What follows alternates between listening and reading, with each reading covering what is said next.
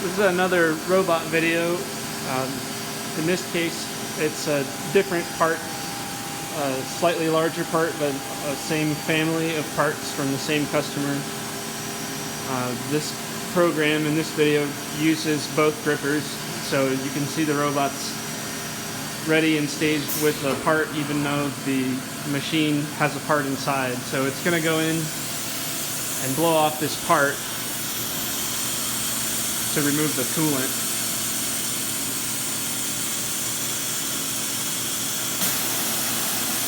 And it'll use the second gripper to remove the part from the machine.